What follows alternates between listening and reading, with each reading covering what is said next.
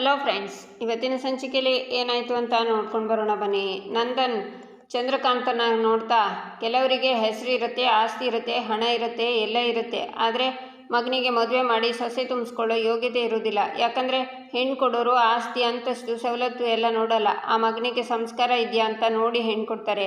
ಅದೇ ಇಲ್ಲ ಅಂತಂದರೆ ಯಾವ ತಂದೆನೂ ಹೆಣ್ಮಗಳನ್ನು ದಾರ ಎರೆದು ಕೊಡಲ್ಲಮ್ಮ. ನಾನು ಅನಾಥನೇ ಇರಬಹುದು, ಆದರೆ ನನ್ನ ಮಕ್ಕಳನ್ನು ತುಂಬ ಸಂಸ್ಕಾರದಿಂದ ಬೆಳೆಸಿದ್ದೀನಿ. ಆದರೆ ಕೆಲವರು ಕುಟುಂಬ ಸಮೇತರಾಗೇ ಬೆಳೆದಿರ್ತಾರೆ. ಆದರೆ ಮಗನ ಹೇಗೆ ಬೆಳೆಸಬೇಕು ಅಂತಲೇ ಗೊತ್ತಿಲ್ಲ ಅವರಿಗೆಲ್ಲ ಬೇರೆಯವ್ರ ಮನೆ ದೋಸೆ ತೂತಿನ ಲೆಕ್ಕ ಗೊತ್ತೇ ಹೊರತು ಅವ್ರ ಮನೆ ಕಾವಲಿ ತೂತಾಗಿರೋದು ಗೊತ್ತೇ ಆಗೋದಿಲ್ಲ ಅಂತ ಚಂದ್ರಕಾಂತನ ನೋಡ್ತಾ ಹೇಳಿ, ನಡೀರಿ ಎಲ್ಲ ಹೋಗೋಣ ಅಂತಾರೆ ನಂದನ್. ಅದಕ್ಕಿಂತ ಮುಂಚೆ ನಾವೆಲ್ಲ ಸೆಲ್ಫಿ ತಗೊಳ್ಳೋಣಪ್ಪ ಅಂತಾಳೆ ರಕ್ಷಾ. ಇಲ್ಲಿ ಬೇಡಮ್ಮ, ನೀನು ಹೇಳ್ದಂಗೆ ದೇವಸ್ಥಾನದಲ್ಲೇ ತಗೊಳ್ಳೋಣವಾ ಅಂತಾರೆ ನಂದನ್. ಎಲ್ಲರೂ ಅಲ್ಲಿಂದ ಹೋಗ್ತಾರೆ. ಚಂದ್ರಕಾಂತ ಆಗ ಸಿಟ್ಟಿಂದ ಈಚೆ ಬಂದು ತಿರುಗ್ತಾ ಇರ್ತಾರೆ. ಶ್ರೀಕಂಠ ಬಂದು, ಏನಪ್ಪ ನೀವು ಆ ನಂದ ಮಾತಾಡಿದ್ರ ಬಗ್ಗೆ ತಲೆ ಕೆಡಿಸ್ಕೊತಿದ್ದೀರಾ? ಅಷ್ಟಕ್ಕೂ ಅವ್ರು ಯಾರಪ್ಪ? ನಮಗೆ ಅವ್ರು ಏನಾಗಬೇಕು? ಒಂದು ನೆನ್ಪಿಟ್ಕೊಳ್ಳಿ ಅಪ್ಪ, ನಾವು ಅವ್ರ ಬಗ್ಗೆ ಜಾಸ್ತಿ ಯೋಚನೆ ಮಾಡಿದಷ್ಟು ಅವರು ನಮ್ಮ ಎತ್ತರಕ್ಕೆ ಬೆಳೀತಾ ಬರ್ತಾನೆ. ಅವನು ಚೀತು ಅಂತ ಕೆಳಗಡೆ ಬಿಟ್ಟರೆ ಮಾತ್ರ ಅವನ ಜಾಗದಲ್ಲೇ ಬಿದ್ದಿರ್ತಾನೆ ಅಂತಾನೆ ಶ್ರೀಕಂಠ. ನಿನಗೆ ಗೊತ್ತಿಲ್ಲ, ಆನಂದ ಒಂಥರ ಜಿಗಣೆ ಹುಳದ ಥರ. ಬರೀ ಹುಳ ಅಂತ ಅವನ್ನ ಸುಮ್ಮನೆ ಬಿಟ್ಟರೆ ನಮ್ಮೈಗೆ ಹತ್ತಿ ನಮ್ಮ ರಕ್ತ ಎಲ್ಲ ಇರ್ತಾನೆ.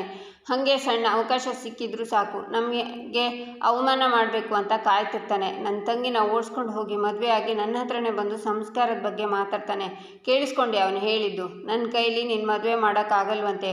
ಒಂದು ಕಡೆ ಆ ಅಮೂಲ್ಯ ನಿನ್ನ ಮದುವೆ ತಡಿತಾಳೆ, ಅವನಾಗೆ ಅವನು ಬಂದು ತಪ್ಪಾಯಿತು ಅಂತ ನನ್ನ ಕಾಲು ಹಿಡಿದು ಕೇಳ್ಕೋಬೇಕು ಅಂತಾರೆ ಚಂದ್ರಕಾಂತ್. ಇದೆಲ್ಲ ಆಗಬೇಕು ಅಂದರೆ ನಾವೇನು ಮಾಡಬೇಕಪ್ಪ ಅಂತಾನೆ ಶ್ರೀಕಂಠ. ಆ ನಂದನ್ ಬಗ್ಸೋಕೆ ಆಗೋದು ನಿನ್ನ ಕೈಲಿ ಮಾತ್ರ ಮಗನೆ ಅಂತಾರೆ ಚಂದ್ರಕಾಂತ್. ನಾನೇನಪ್ಪ ಮಾಡೋಕ್ಕಾಗತ್ತೆ ಅಂತಾನೆ ಶ್ರೀಕಂಠ. ಆಗುತ್ತೆ, ನಿನಗೆ ಯಾವ ಹೆಣ್ಣು ಕೂಡ ಸೆಟ್ ಆಗ್ತಿಲ್ಲ. ಅದಕ್ಕೆ ಇನ್ನು ಮುಂದೆ ನಿನಗೆ ಅಂತ ಯಾವ ಹೆಣ್ಣು ನೋಡೋದಕ್ಕೂ ನಾನು ಹೋಗೋದಿಲ್ಲ. ಯಾಕಂದರೆ ಹೆಣ್ಣು ಸಿಕ್ಕಾಯ್ತು, ಅವಳೇ ನಿನ್ನ ಹೆಂಡ್ತಿ ಅಂತ ಫಿಕ್ಸ್ ಮಾಡಾಯ್ತು ಅಂತಾರೆ ಚಂದ್ರಕಾಂತ್. ಏನು ಹೇಳ್ತಿದ್ದೀರಪ್ಪ? ಯಾರ ಬಗ್ಗೆ ಹೇಳ್ತಿದ್ದೀರಾ ಅಂತಾನೆ ಶ್ರೀಕಂಠ. ಆ ನಂದನ್ ಮಗಳು ರಕ್ಷಾ, ಅವಳನ್ನೇ ನೀನು ಮದುವೆ ಆಗಬೇಕು ಅಂತಾರೆ ಚಂದ್ರಕಾಂತ್. ಏನು ರಕ್ಷಾನ? ಏನಪ್ಪ ಹೇಳ್ತಿದ್ದೀರಾ ಅಂತಾನೆ ಶ್ರೀಕಂಠ. ಹೌದು ಶ್ರೀಕಂಠ, ನೀನು ಆ ನಂದನ್ ಮಗಳು ರಕ್ಷಾನೇ ಮದುವೆ ಆಗಬೇಕು. ಏನಾದರೂ ಹಾಗೆ ಮಾಡಿದರೆ ಆ ನಂದ ನಮ್ಮ ಮುಂದೆ ಕೈ ಕಟ್ಟಿ ನಿಂತ್ಕೋತಾನೆ. ಮೊದಲು ನಮ್ಮ ಮನೆ ಕೆಲಸದವನಾಗಿದ್ದಾಗ ಹೇಗಿದ್ನೋ ಅದೇ ಸ್ಥಾನಕ್ಕೆ ವಾಪಸ್ ಬರ್ತಾನೆ. ಯಾಕಂದರೆ ಅವನಿಗೆ ಭಯ, ಎಲ್ಲರೂ ಸೇರಿಕೊಂಡು ತನ್ನ ಮಗಳಿಗೆ ಏನು ಮಾಡ್ತಾರೋ ಅನ್ನೋ ಭಯ. ಆ ಭಯ ಮೆರಿತಾ ಇರೋ ಅವನ್ನ ನಮ್ಮ ಕಾಲು ಕೆಳಗೆ ತಂದು ನಿಲ್ಲಿಸುತ್ತೆ. ಅದಕ್ಕೆ ಹೇಳ್ತಿದ್ದೀನಿ, ನೀನು ಆ ರಕ್ಷನ ಮದುವೆ ಆಗಬೇಕು ಅಂತಾರೆ ಚಂದ್ರಕಾಂತ್. ಅಪ್ಪ, ಇದಕ್ಕೆಲ್ಲ ದೊಡ್ಡಪ್ಪ ಒಪ್ಕೋತಾರಾ ಅಂತಾನೆ ಶ್ರೀಕಂಠ. ಅಣ್ಣನ ವಿಷಯ ಬಿಡು, ನಿನಗೆ ಇದು ಒಪ್ಪಿಗೆ ಇದೆಯಾ ಹೇಳು? ನಾನು ಯಾರನ್ನ ತೋರಿಸಿದ್ರು ಕಣ್ಣು ಮುಚ್ಕೊಂಡು ತಾಳಿ ಕಟ್ತೀನಿ ಅಂತ ಮಾತು ಕೊಟ್ಟಿದ್ಯಾ ಮಗನೇ? ಈ ಅಪ್ಪನೇ ಆ ರಕ್ಷನ ತೋರಿಸ್ತಿರೋದು, ನೀನು ಅವಳಿಗೆ ತಾಳಿ ಕಟ್ತೀಯಾ ಅಂತಾರೆ ಚಂದ್ರಕಾಂತ್. ನಿಮ್ಮ ಮಾತಿಗೆ ಯಾವತ್ತಾದರೂ ಇಲ್ಲ ಅಂತ ಹೇಳಿದ್ದೀನಪ್ಪ. ನಿಮ್ಮ ಆಸೆಯಂತೆ ಆಗಲಿ, ನಾನು ರಕ್ಷನ್ನೇ ಮದುವೆ ಆಗ್ತೀನಿ ಅಂತಾನೆ ಶ್ರೀಕಂಠ. ಬೇಷ್ ಮಗನೇ, ಈ ಕ್ಷಣದಿಂದಲೇ ನಿನ್ನ ಗುರಿ ಆ ರಕ್ಷನ ಮದುವೆ ಆಗೋದಾಗಿರಬೇಕು. ನೀನು ಅವಳನ್ನು ಪ್ರೀತಿ ಮಾಡಿ ಮದುವೆ ಆಗ್ತೀಯೋ, ಹೆದರಿಸ್ತಿ ಮದುವೆ ಆಗ್ತೀಯೋ, ಬೆದರಿಸಿ ಮದುವೆ ಆಗ್ತೀಯೋ, ಎತ್ತಾಕೊಂಡು ಬರ್ತೀಯೋ, ನನಗೆ ಅದೆಲ್ಲ ಗೊತ್ತಿಲ್ಲ. ಒಟ್ಟಿನಲ್ಲಿ ಅವಳು ಈ ಮನೆ ಸೊಸೆ ಆಗಿರಬೇಕು. ಆಮೇಲೆ ನೋಡು, ಬದಲಾಗುತ್ತೆ ವರ್ಷೆ. ಮುಂದಿನ ವರ್ಷ ಭೀಮನ ಅಮಾವಾಸ್ಯೆಗೆ ಆ ರಕ್ಷ ನಿನ್ನ ಪಾದ ತೊಳೆದು ಪೂಜೆ ಮಾಡೋ ಹಾಗೆ ಮಾಡಬೇಕು. ಮಾಡ್ತೀಯಾ ಅಂತಾರೆ ಚಂದ್ರಕಾಂತ್. ಮಾಡ್ತೀನಪ್ಪ, ಖಂಡಿತ ನೀವು ಹೇಳಿದ್ದನ್ನು ಮಾಡೇ ಮಾಡ್ತೀನಿ ಅಂತಾನೆ ಶ್ರೀಕಂಠ. ನಂದ, ನೀನು ಮುಳುಗೋ ದಿನಗಳು ಹತ್ತಿರ ಬರ್ತಿದೆ ಅಂತ ನಗ್ತಾರೆ ಚಂದ್ರಕಾಂತ್. ಈಚೆ ಮೀನಾ ಕಿಚನಲ್ಲಿ ಕೆಲಸ ಮಾಡುವಾಗ ಪ್ರಿಯಾ ಬಂದು, ಮೀನಾ ಅವರೇ, ನಾನೇನಾದರೂ ಸಹಾಯ ಮಾಡಲಾ ಅಂತಾಳೆ. ಇಲ್ಲ ಪ್ರಿಯಕ್ಕ, ಎಲ್ಲ ಕೆಲಸನೂ ಮುಗೀತು. ಪ್ರಿಯಕ್ಕ, ನಾನು ನಿಮ್ಮ ಹತ್ರ ಏನೋ ಕೇಳಬೇಕು, ಕೇಳಲಾ ಅಂತಾಳೆ ಮೀನಾ. ಅದಕ್ಕೇನು ಕೇಳಿ ಅಂತಾಳೆ ಪ್ರಿಯಾ. ಅದು ಸ್ವಲ್ಪ ಪರ್ಸ್ನಲ್ಲು ಪ್ರಿಯಕ್ಕ ಅಂತಾಳೆ ಮೀನಾ. ಅಕ್ಕ ತಂಗಿರ ನಡುವೆ ಪರ್ಸ್ನಲ್ ಅಂತ ಏನಿರುತ್ತೆ ಹೇಳಿ ಅಂತಾಳೆ ಪ್ರಿಯಾ. ಅದು ಪ್ರಿಯಕ್ಕ, ಅತ್ತೆ ಮಾವ ನಿಮ್ಮನ್ನು ಕ್ಷಮಿಸಿ ಮೊದಲಿನ ತರಹ ಮಾತಾಡ್ತಿದ್ದಾರೆ. ಭಾವ ನಿಮ್ಮನ್ನು ಕ್ಷಮಿಸಿ ಮೊದಲಿನ ಥರ ಮಾತಾಡ್ತಿದ್ದಾರಾ? ಎಲ್ಲ ಓಕೆನಾ ಅಂತಾಳೆ ಮೀನಾ. ಅವ್ರ ಮನಸ್ಸಿನ ಬಾಗಿಲು ತೆಗೆದು ಕಾಯ್ತಾ ಇದ್ದಾರೆ ಮೀನಾ ಅವರೇ. ಆದರೆ ಆ ಹೊಸ್ಲು ದಾಟಿ ಹೋಗೋಕ್ಕೆ ನನಗೆ ಮನಸ್ಸಾಗ್ತಿಲ್ಲ ಅಂತಾಳೆ ಪ್ರಿಯಾ. ಏನಕ್ಕ ಹಾಗಂದರೆ ಅಂತಾಳೆ ಮೀನಾ. ಇಷ್ಟು ದಿನ ನಾನು ಅವ್ರ ಹತ್ರ ಹೋಗಿ ನನ್ನ ಹತ್ರ ಮಾತಾಡಿ ಅಂತ ಎಷ್ಟೇ ಕೇಳ್ಕೊಂಡ್ರು ಮಾವ ನನ್ನ ಮೇಲೆ ಸಿಟ್ಟು ಮಾಡ್ಕೊಂಡಿದ್ದಾರೆ ಅನ್ನೋ ಕಾರಣಕ್ಕೆ ಇವರು ನನ್ನ ಮೇಲೆ ಸಿಟ್ಟು ಮಾಡ್ಕೊಂಡಿದ್ರು. ಆದರೆ ಮಾವ ನನ್ನನ್ನು ಕ್ಷಮಿಸಿದ್ದಾರೆ ಅಂತ ಇವರು ಮೊದಲಿನ ಥರ ನನ್ನ ಹತ್ರ ಮಾತಾಡೋಕ್ಕೆ ನೋಡ್ತಿದ್ದಾರೆ. ಒಬ್ಬ ಮಗನಾಗಿ ಅಪ್ಪನ ನಿರ್ಧಾರಕ್ಕೆ ಗೌರವ ಕೊಡ್ತಾ ಇರೋದು ಸರಿ ಇದೆ, ಆದರೆ ಒಬ್ಬ ಗಂಡನಾಗಿ ಅವ್ರ ನಿಲುವೇನು ಮೀನಾ ಅವರೇ? ಹಾಗಾದರೆ ಅವ್ರ ಮನಸ್ಸಲ್ಲಿ ಮನಸ್ಸಲ್ಲಿ ಏನಿದೆ? ಅಪ್ಪ ತನ್ನ ಹೆಂಡ್ತಿನ ಬೈದರೂ ಅವ್ರು ಬೈಬೇಕು, ಹೊಗಳಿದ್ರೆ ಹೊಗಳಬೇಕು ಅಂತನಾ? ಹಾಗಿದ್ರೆ ಅವ್ರಿಗೆ ನನ್ನ ಮೇಲೆ ಇರೋ ಭಾವನೆ ಏನು? ಅವ್ರು ಈ ಥರ ಮಾಡ್ತಿದ್ರೆ ನಾನು ಅವ್ರ ಹತ್ರ ಹೇಗೆ ನಡ್ಕೋಬೇಕು ಅಂತಲೇ ಗೊತ್ತಾಗ್ತಿಲ್ಲ. ನಾನು ಅತ್ತೆ ಮಾವನ ಜೊತೆ ಚೆನ್ನಾಗಿದ್ದರೆ ಸಾಕಲ್ವಾ ಮೀನಾ ಅವರೇ? ಇವ್ರ ಜೊತೆ ಯಾಕೆ ಚೆನ್ನಾಗಿರಬೇಕು? ನಾನು ಹೇಗಿದ್ರು ಅವ್ರಿಗೇನು ಅನಿಸಲ್ಲ ಅಲ್ವಾ? ಅತ್ತೆ ಮಾವ, ಗಂಡ ಮೈದ್ನ ವಾರ್ಗಿತಿ ಇವರೆಲ್ಲ ಚೆನ್ನಾಗಿದ್ದರೆ ಅದು ಕುಟುಂಬ ಅನಿಸ್ಕೊಳ್ಳುತ್ತೆ. ಆದರೆ ಗಂಡ ಹೆಂಡತಿ ಚೆನ್ನಾಗಿದ್ದಾಗ ಮಾತ್ರ ಅದು ಸಂಸಾರ ಅನಿಸ್ಕೊಳ್ಳುತ್ತೆ. ಈ ಮನೆಯಲ್ಲಿ ಕುಟುಂಬಕ್ಕೆ ಒಂದು ಅರ್ಥ ಇದೆ, ಆದರೆ ಸಂಸಾರಕ್ಕೆ ಏನು ಅರ್ಥ ಇದೆ ಮೀನಾ ಅವರೇ ಅಂತಾಳೆ ಪ್ರಿಯಾಕ್ಕ, ನಿಮ್ಮ ಸಮಸ್ಯೆ ಏನು ಅಂತ ನನಗೆ ಅರ್ಥ ಆಗಿದೆ. ಆದರೆ ಇದೇ ಕಾರಣಕ್ಕೆ ಭಾವನಿಂದ ದೂರ ಉಳಿಬೇಡಿ. ಅವರು ಅಂತಲ್ಲ, ಈ ಮನೆ ಗಂಡಸರೆಲ್ಲ ಹೀಗೇನೆ. ಅವತ್ತು ನನ್ನ ಅಮೂಲ್ಯನ ಅತ್ತೆ ಮಾವ ಕ್ಷಮಿಸಿದ್ರು, ಆದರೆ ನನ್ನ ಗಂಡ ನನ್ನ ಲೇಟಾಗಿ ಕ್ಷಮಿಸಿದ್ರು ಪ್ರಿಯಾಕ್ಕ. ಭಾವ ಮತ್ತು ನಿಮ್ಮ ಮಧ್ಯೆ ಇರೋ ಸಮಸ್ಯೆನ ಸರಿ ಮಾಡೋಕ್ಕೆ ಭಾವ ಸ್ವಲ್ಪ ಸಮಯ ತಗೋತಿದ್ದಾರೆ. ಆ ಸಮಯನ ನೀವು ಇನ್ನೇನೋ ಅಂದ್ಕೊಂಡು ಅವರಿಂದ ದೂರ ಉಳಿಬೇಡಿ ಪ್ರಿಯಾಕ್ಕ. ಈ ತರಹ ಸಪ್ಪಗಿರಬೇಡಿ, ಸ್ವಲ್ಪ ನಗಾಡಿ ನೋಡಿ. ನಿಮ್ಮ ಭಾವನ ಮಧ್ಯೆ ಇನ್ನೂ ಪ್ರೀತಿ ಹೆಚ್ಚಾಗಬೇಕು ಅಂದರೆ ಕೇಳಿ, ನನ್ನ ಬತ್ತಳಿಕೆಯಲ್ಲಿ ಬಾಣ ಬೇಕಾದಷ್ಟಿದೆ, ಒಂದು ಬಾಣ ಕೊಡ್ತೀನಿ ಅಂತಾಳೆ ಮೀನಾ. ಸರಿ ಆಯಿತು, ಈಗ ಪೂಜೆಗೆ ಲೇಟ್ ಆಗುತ್ತೆ, ಬನ್ನಿ ರೆಡಿ ಆಗೋಣ ಅಂತಾಳೆ ಪ್ರಿಯಾ. ಈಚೆ ಗಿರಿಜಾ ಮನೆ ದೇವರಿಗೆ ಆರತಿನ ಮಾಡ್ತಾರೆ. ಪ್ರಿಯಾ ಎಲ್ರಿಗೂ ಆರತಿ ಕೊಡ್ತಾಳೆ. ಆಗ ಸುಂದ್ರ, ಬಿಳಿ ಬಾವ ಬೆಳಗಾಗೋ ತರಹ ನನ್ನ ತೊಳಿ ಬಾವ ಅಂತಾನೆ. ಏಯ್ ಸುಂದ್ರ, ಏನು ನಿನ್ನ ತಲೆ ಹರಟೆ ಅಂತಾರೆ ನಂದನ್. ಎಲ್ಲ ಮದುವೆ ಆಗಿ ಭೀಮನ ಅಮಾವಾಸ್ಯೆ ಬರ್ತಿದೆ, ವರ್ಷ ಪಾದ ಪೂಜೆನೂ ನಡೀತಿದೆ. ಅಲ್ಲ, ನಾನು ಯಾವಾಗ ಮದುವೆ ಆಗಬೇಕು? ನನ್ನ ಪಾದ ತೊಳೆಯೋಕ್ಕೆ ಯಾವಾಗ ಆ ಹುಡುಗಿ ಬರೋದು? ಆ ದೇವರು ನನಗೆ 2 ಪಾದ ಇದೆ ಅನ್ನೋದನ್ನೇ ಮರ್ತ್ಬಿಟ್ನಾ ಅಂತಾನೆ ಸುಂದ್ರ. ಮಾವ, ನೀವು ನಮ್ಮ ಬಾಸು, ನಿನಗೆ ಪೂಜೆ ಮಾಡದೇ ಇರ್ತೀವಾ? ಎಲ್ಲರೂ ಸೇರಿ ಮಾಡ್ತೀವಿ, ಡೋಂಟ್ ವರಿ ಅಂತಾನೆ ವಲ್ಲಭ. ಅಯ್ಯಯ್ಯೋ ಬೇಡಪ್ಪ, ಅಂಥ ಕೆಲಸ ಮಾತ್ರ ಮಾಡೋಕ್ಕೆ ಹೋಗಬೇಡಿ ಅಂತಾನೆ ಸುಂದ್ರ. ಸಾಕು ಕಣೋ ತಲೆ ಹರಟೆ, ಪೂಜೆಗೆ ಹೊತ್ತಾಗ್ತಿದೆ, ಪೂಜೆ ಮಾಡೋಣವಾ ಅಂತಾರೆ ಗಿರಿಜಾ. ಅಕ್ಕ ಇರಿ, ಈ ವರ್ಷ ಕಿರಿಯ ದಂಪತಿಗಳಿಂದ ಪೂಜೆ ಶುರು ಆಗಬೇಕು. ಅಮೂಲ್ಯ, ವಲ್ಲಭನಿಗೆ ಬನ್ನಿ ಅಂತಾರೆ ಸುಂದ್ರ. ಅಮೂಲ್ಯನ ಹತ್ರ ಮೀನಾ, ಹೋಗು ಅಮ್ಮೋ, ಪೂಜೆ ಮಾಡಿ ಹೋಗು ಅಂತಾಳೆ. ನಾನಾ? ಆ ಕಾಡು ಪಾಪನ ಕಾಲಿಗ? ನೋವೇ, ಚಾನ್ಸೇ ಇಲ್ಲ, ನಾನು ಅವನ ಕಾಲನ್ನು ಮುಟ್ಟೋದೇ ಇಲ್ಲ ಅಂತಾಳೆ ಅಮೂಲ್ಯ. ನೋಡಮ್ಮು, ವಲ್ಲಭ ಎಷ್ಟೇ ಆದರೂ ನಿನ್ನ ಗಂಡ. ಭೀಮನ ಅಮಾವಾಸ್ಯೆ ದಿನ ಹೆಂಡತಿ ಗಂಡನ ಪೂಜೆ ಮಾಡಬೇಕು. ನೀನು ಮಾಡಿಲ್ಲ ಅಂದರೂ ಜೀವನ ಪೂರ್ತಿ ವಲ್ಲಭನ ಮಾತು ಕೇಳ್ಕೊಂಡೇ ಇರಬೇಕಾಗುತ್ತೆ.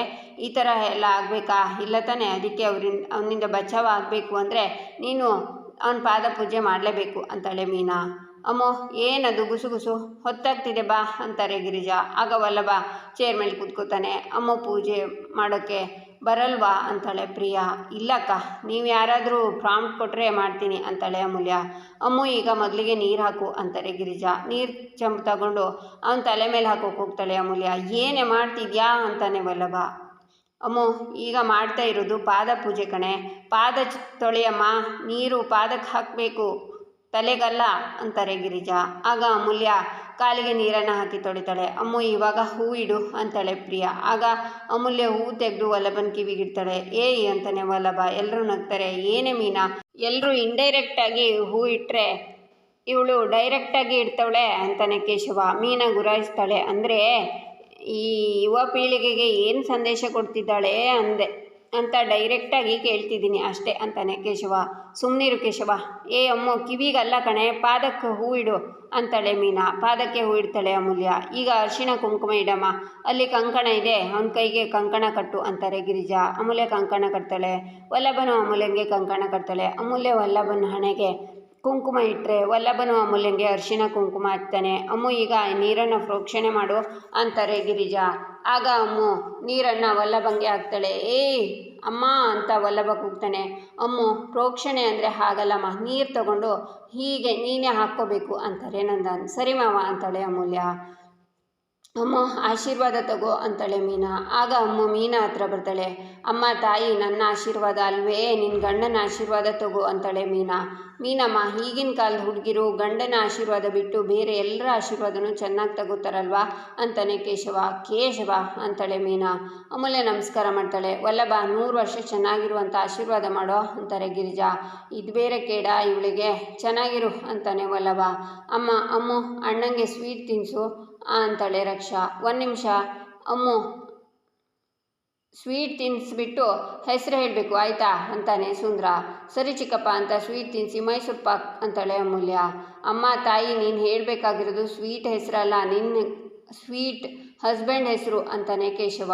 ಹೌದಾ, ಸಾರಿ, ನನ್ನ ಗಂಡನ ಹೆಸರು ಕಾಡ್ಪಾಪ ಅಂತೇಳಿ ಅಮೂಲ್ಯ. ಎಲ್ಲರೂ ಶಾಕ್ನಿಂದ ನೋಡ್ತಾರೆ. ಅವನ ಹೆಸರು ವಲ್ಲಭ ಅಂತೇಳಿ ಅಮೂಲ್ಯ. ನಿಮ್ಮಿಬ್ಬರದ್ದು ಸೂಪರ್ ಕಾಕ ಜೋಡಿ ಅಂತಾನೆ ಸುಂದ್ರ. ಕಾಕ ಜೋಡಿನಾ ಅಂತಾಳೆ ರಕ್ಷಾ. ಕಾಡ್ಪಾಪ ಕರಿಬೇಕು ಅಂತ. ಸರಿ ಸರಿ, ಈಗ ನಿಮ್ಮ ಸರ್ತಿ ಮುಗೀತು. ನೆಕ್ಸ್ಟ್ ಹಾಟ್ ಸೀಟಲ್ಲಿ ಕೂರಬೇಕಾಗಿರೋದು ನಮ್ಮ ಕೇಶವ ಆ್ಯಂಡ್ ಪೂಜೆ ಮಾಡಬೇಕಾಗಿರೋದು ಮೀನಮ್ಮ. ಬನ್ನಿ ಬನ್ನಿ ಅಂತಾನೆ ಕೇಶವ ಕೂತ್ಕೋತಾನೆ. ಮೀನಾ ಕಾಲು ತೊಳೆಯುವಾಗ ಕೇಶವ ನಗ್ತಾನೆ. ಯಾಕೋ ನಗ್ತಿದ್ಯಾ ಅಂತಾಳೆ ಮೀನಾ. ಹೋದ ವರ್ಷ ಭೀಮನ ಅಮಾವಾಸ್ಯೆಗೆ ನನ್ನ ಕಾಲು ಮುಟ್ಟಿದ್ದು ನೀನು. ಇವಾಗ ಕರೆಕ್ಟು 1 ವರ್ಷ. ಇವತ್ತು ಕಾಲು ಮುಟ್ತಿದ್ಯಾ, ಅದಕ್ಕೆ ನಗು ಬಂತು. ಚೆನ್ನಾಗಿ ಪಾದ ಪೂಜೆ ಮಾಡು, ನಿನಗೆ ಆಶೀರ್ವಾದ ಮಾಡ್ತೀನಿ ಅಂತಾನೆ ಕೇಶವ. ಹೌದಾ ಅಂತ ಮೀನಾ ಅವನ ಕಾಲನ್ನು ಚಿಡ್ತಾಳೆ. ಅಮ್ಮ ಅಂತಾನೆ ಕೇಶವ. ಏನಾಯ್ತೆ ಅಂತಾರೆ ಗಿರಿಜಾ. ಏನಿಲ್ಲ ಅಪ್ಪ, ಬೇಗ ಅಮ್ಮ ಆಗು ಅಂತ ಆಶೀರ್ವಾದ ಮಾಡ್ದ ಕೇಶವ. ಅಲ್ವೇನೋ ಅಂತಾನೆ ಸುಂದ್ರ.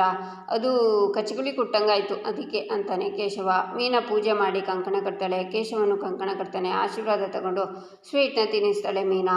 ನಿನ್ನ ಗಂಡನ ಹೆಸರೇ ಹೇಳಮ್ಮ ಅಂತಾರೆ. ಚೆನ್ನಕೇಶವ ಅಂತಾಳೆ ಮೀನಾ. ಪ್ರಿಯ ಮಾಧವ ಬನ್ನಿ ಅಂತಾರೆ ಗಿರಿಜಾ. ಪ್ರಿಯನು ಪೂಜೆ ಮಾಡಿ ಕಂಕಣ ಕಟ್ಟಿ ಸ್ವೀಟ್ನ ತಿನ್ನಿಸ್ತಾಳೆ. ಈಗ ಮನೆಯ ಹಿರಿಯ ದಂಪತಿಗಳು ಬರಬೇಕು, ಅಕ್ಕ ಭಾವನವರು ಬನ್ನಿ ಬನ್ನಿ ಅಂತಾನೆ ಸುಂದ್ರ. ಗಿರಿಜಾನು ಪೂಜೆ ಮಾಡಿ ಕಂಕಣ ಕಟ್ತಾರೆ. ರಕ್ಷಾ, ಸರಿಯಾಗಿ ನೋಡ್ಕೊ, ಫ್ಯೂಚರಲ್ಲಿ ನಿನಗೆ ಬೇಕಾಗುತ್ತೆ ಅಂತಾನೆ ಸುಂದ್ರ. ನಾನು ಮೊದಲು ಕಲೆಕ್ಟರ್ ಆಗಬೇಕು, ಅದಕ್ಕಿಂತ ಮೊದಲು ನೀನೇ ಒಂದು ಹುಡುಗಿ ಜೊತೆ ಕನೆಕ್ಟ್ ಮಾಡಿಕೊಂಡು ಪಾದ ಪೂಜೆ ಮಾಡಿಸ್ಕೊ ಅಂತಾಳೆ ರಕ್ಷಾ. ಆಯಿತು ಬಿಡು, ನಿನ್ನ ಬಾಯಿ ಹರಕೆಯಿಂದ ಆದರೂ ಬೇಗ ಒಂದು ಹುಡುಗಿ ಸಿಗಲಿ ಅಂತಾನೆ ಸುಂದ್ರ. ಅಕ್ಕ, ನಿಮ್ಮ ಯಜಮಾನ್ರ ಹೆಸರು ಹೇಳಲೇ ಇಲ್ಲ ನೀನು ಅಂತಾನೆ ಸುಂದ್ರ. ನಂದಕುಮಾರ್ ಅಂತ ರೇ ಗಿರಿಜಾ. ಪೂಜೆ ಎಲ್ಲ ಮುಗೀತು, ನಾವು ಅಂಗಡಿಗೆ ಹೊರಡ್ಬೋದಾ ಅಂತಾರೆ ನಂದನ್. ಮಾವ, ಪೂಜೆ ಎಲ್ಲ ಮುಗೀತು, ಆದರೆ ಪೂಜೆ ಮಾಡಿದವರಿಗೆ ಗಿಫ್ಟ್ ಕೊಡಬೇಕು. ಇಷ್ಟು ಶ್ರದ್ಧೆ ಭಕ್ತಿಯಿಂದ ಪೂಜೆ ಮಾಡಿದ್ದೀವಿ. ಕೇಶವ ನನಗೆ ಗಿಫ್ಟ್ ಕೊಡ್ತಾನೆ. ಭಾವ ವಲ್ಲಭ ನೀವು ಎಲ್ಲರೂ ಅವರವ್ರ ಹೆಂಡತಿಗೆ ಗಿಫ್ಟ್ ಕೊಡಬೇಕು ಅಂತಾಳೆ ಮೀನಾ. ನಿನಗೇಕೆ ಗಿಫ್ಟು, ನಾನೇ ಇಲ್ವಾ ದೊಡ್ಡ ಗಿಫ್ಟು ಅಂತಾನೆ ಕೇಶವ. ಈ ಮಾತಿಗೇನೋ ಕಡಿಮೆ ಇಲ್ಲ ಕಣೋ ಅಂತಾಳೆ ಮೀನಾ. ಕೇಶವಣ್ಣ, ನೀನು ಹೇಳಿದ್ದು ಕರೆಕ್ಟು. ಇವರಿಗೆ ನಾವು ಗಿಫ್ಟ್ ಕೊಡೋದೇನು ಬೇಡ. ನಾನು ಅಮೂಲ್ಯ, ನಮ್ಮಿಬ್ಬರಿಗೆ ಇಬ್ಬರೂ ಅವರ ಮುಖ್ಯವಾದ ಗಿಫ್ಟು ಅಲ್ವಾ ಅಮೂಲ್ಯ ಅಂತಾನೆ ವಲ್ಲಭ. ನೋಡಿ ಮಾವ, ನಿಮ್ಮ ಮಕ್ಕಳೆಲ್ಲ ಎಷ್ಟು ಜಿಪುಣರು, ನೀವು ಹಾಗೇನಾ? ಅತ್ತೆಗೇನು ಗಿಫ್ಟ್ ಕೊಡಲ್ವಾ ಅಂತಾಳೆ ಮೀನಾ. ಗಿರಿಜಾಗೆ ಅಂತ ನಾನು ಒಂದು ಉಡುಗೊರೆ ತಂದಿದ್ದೀನಿ ಅಂತಾರೆ ನಂದನ್. ಬಾವ, ನೀವು ತಂದಿರೋ ಉಡುಗೊರೆ ಒಳಗೆ ಹೋಗಿ ಕೊಟ್ಟರೆ ಯಾರಿಗೆ ಕಾಣಿಸುತ್ತೆ, ಇಲ್ಲೇ ಬಂದು ಕೊಡಿ ಅಂತಾನೆ ಸುಂದ್ರ. 1 ನಿಮಿಷ ಅಂತ ನಂದನ್ ಹೋಗ್ತಾರೆ. ಕೇಶವ, ಮಾವ ಏನು ಗಿಫ್ಟ್ ತಂದಿರ್ಬೋದು ಅಂತಾಳೆ ಮೀನಾ. ಇನ್ನೇನಿರುತ್ತೆ, ಕೊಬ್ಬರಿ ಮಿಠಾಯಿ ಅಂತಾನೆ ಕೇಶವ. ಬರೀ ಇಂಥದ್ದೇ ನಿಂದು ಅಂತಾಳೆ ಮೀನಾ. ಆಗ ನಂದನ್ ಮತ್ತು ಗಿರಿಜಾ, ಮಾಧವನ್ ಮದುವೆ ಸಮಯದಲ್ಲಿ ಅಮೂಲ್ಯಂಗೆ ಮತ್ತು ಮೀನಂಗೆ ಮಾಂಗಲ್ಯ ಸರ ಮಾಡಿಸ್ಬೇಕು ಅಂತ ನನಗೆ ಗೊತ್ತಿಲ್ಲದ ಹಾಗೆ ನಿನ್ನ ಬಳೆನ ಮಾರಿ ಅವರಿಗೆ ಸರ ಮಾಡಿಸಿದ್ಯಾ. ಅವತ್ತಿಂದಲೂ ನನ್ನ ಮನಸ್ಸಲ್ಲಿ ಏನೋ ಒಂದು ಕೊರಗು ಪಾಪ ಪ್ರಜ್ಞೆ ಕಾಡ್ತಾನೆ ಇತ್ತು ಗಿರಿಜಾ. ಅದಕ್ಕೆ ನಿನಗೋಸ್ಕರ ನಾನು ಇವತ್ತು ಬಳೆ ಮಾಡಿಸ್ಕೊಂಡು ಬಂದಿದ್ದೀನಿ ಅಂತಾರೆ ನಂದನ್. ಎಲ್ಲರೂ ಖುಷಿಯಿಂದ ನಗ್ತಾರೆ. ರೀ, ಇದೆಲ್ಲ ಯಾಕ್ರಿ ತರೋಕೆ ಹೋದ್ರಿ ಅಂತಾರೆ ಗಿರಿಜಾ. ಎಷ್ಟೋ ಮನೇಲಿ ಅತ್ತೆಯರು ಸೊಸೆಯರನ್ನು ಬೇರೆ ಮನೆಯವರು ಅನ್ಕೋತಾರೆ, ನಮ್ಮ ಮನೆಯವರು ಅಂತಲೇ ಅಂದ್ಕೊಳ್ಳೋದಿಲ್ಲ. ಆದರೆ ನೀನು ಈ ಸೊಸೆಯಂದ್ರನ್ನ ನಮ್ಮ ಮನೆಯವರು ಅಂತ ಅಂದ್ಕೊಳ್ಳೋದಿಲ್ಲ. ಅದಕ್ಕಿಂತ ಮೀರಿ ಅವರನ್ನು ಮಕ್ಕಳ ಥರ ನೋಡ್ಕೋತಿದ್ಯಾ. ಈ ಬಂಗಾರದಂಥ ಸೊಸೆಯಂದ್ರಿಗೆ ನಿನ್ನ ಬಂಗಾರ ಸರ ಮಾಡಿಸ್ಕೊಟ್ಟಿದ್ಯಾ. ನಿನ್ನ ಬಂಗಾರದಂಥ ಮನಸ್ಸಿಗೆ ಈ ಬಂಗಾರ ಕಡಿಮೆನೇ ಅಲ್ವಾ ಅಂತಾರೆ ನಂದನ್. ಎಲ್ಲರೂ ಕ್ಲಾಪ್ಸ್ ಮಾಡ್ತಾರೆ. ವಾವ್ ಮಾವ, ನೀವು ಸೂಪರ್, ನಿಮ್ಮಂಥ ಗಂಡ, ನಿಮ್ಮಂಥ ಅಪ್ಪ, ನಿಮ್ಮಂಥ ಮಾವ ಯಾರಿಗೂ ಸಿಗಲ್ಲ ಅಂತಾರೆ ಮೀನಾ. ಏಯ್ ಸುಮ್ಮನಿರು ಅಂತಾರೆ ನಂದನ್. ನಾವೆಲ್ಲ ಅದೇನು ಪುಣ್ಯ ಮಾಡಿದ್ದೀವೋ ನೀವು ನಮಗೆ ಸಿಕ್ಕಿದ್ದೀರಾ ಅಂತಾಳೆ ಮೀನಾ. ನೋಡಿದ್ಯಾ ಮೀನಾ, ನೀ ನನ್ನನ್ನು ಮದುವೆ ಆಗಿದ್ದಕ್ಕೆ ಇವರೆಲ್ಲ ಸಿಕ್ಕಿರೋದು. ಸೊ ಇದಕ್ಕಿಂತ ದೊಡ್ಡ ಗಿಫ್ಟ್ ಬೇಕಾ ಅಂತಾನೆ ಕೇಶವ.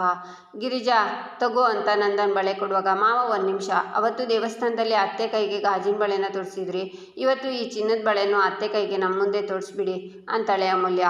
ಹೌದು ಮಾವ, ನೀವೇ ಬಳೆ ತೊಡಿಸಿ, ಚೆನ್ನಾಗಿರತ್ತೆ ಮಾವ ಅಂತಾಳೆ ಮೀನಾ. ಅಮ್ಮು ಸುಮ್ಮನೆ ಇರಮ್ಮ ಅಂತಾರೆ ಗಿರಿಜಾ. ಇರಲಿ ಬಿಡು ಗಿರಿಜಾ, ತೊಡಿಸ್ತೀನಿ ಅಂತ ನಂದನ್ ಗಿರಿಜಾ ಕೈಗೆ ಬಳೆನ ಹಾಕ್ತಾರೆ. ಎಲ್ಲರೂ ಕ್ಲಾಪ್ಸ್ ಮಾಡ್ತಾರೆ. ಗಿರಿಜಾ ನಂದನ್ನ ತಪ್ಕೋತಾರೆ. ಈಚೆ ಮಾಧವ ಲ್ಯಾಪ್ಟಾಪ್ ನೋಡ್ತಾ, ನಿಮ್ಮಿಬ್ಬರದ್ದು ರಿಸಲ್ಟ್ ಬಂತು ಅಂತಾನೆ. ಇಬ್ಬರು ಪಾಸಾಗಿದ್ದೀವಿ ಅಲ್ವಾ ಅಂತಾನೆ ವಲ್ಲಭ. ಹ್ಞೂ ಚಿಕ್ಕು, ಇಬ್ಬರು ಪಾಸಾಗಿದ್ದೀರಾ ಅಂತಾನೆ ಮಾಧವ. ಬಾವ, ನಂದು ಮಾರ್ಕ್ಸು ಏನು ಅಂತಾಳೆ ಅಮೂಲ್ಯ. 92% ಅಂತಾನೆ ಮಾಧವ. ನಂದೇನಾಯಿತು ಅಂತಾನೆ ವಲ್ಲಭ. 75% ಅಂತಾನೆ ಮಾಧವ. ಸ್ವೀಟ್ ತಗೊಳ್ಳಿ ಮಾವ ಅಂತ ಅಮೂಲ್ಯ ನಂದನ್ಗೆ ಸ್ವೀಟ್ನ ಕೊಡ್ತಾಳೆ. ನಂದನ್ ಸ್ವೀಟ್ ತಗೊಂಡು ಅಮೂಲ್ಯಗೆ ತಿನ್ನಿಸ್ತಾರೆ.